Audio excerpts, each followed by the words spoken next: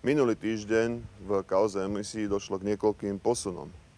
Minister Turský ide vyjednávať s garážovou firmou, avšak nie je ochotný zverejniť, kde a kedy tak bude. Vyzerá to, ako by sa hanbil za partnerov, s ktorými je uzavretý tento pochybný emisný kšeft.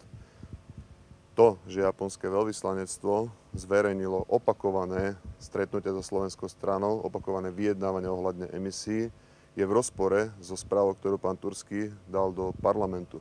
A to je pre nás dôvod, aby sa na celú vec rýchlo pozrel aj prokurátor.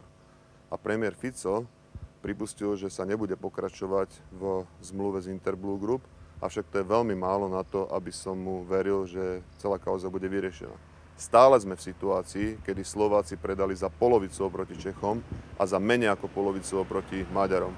Pokiaľ premiér nezariadi úplné zrušenie zmluvy a predaj aspoň na úrovni Čech, tak dovtedy nemá zmysel brať jeho slova vôbec vážne.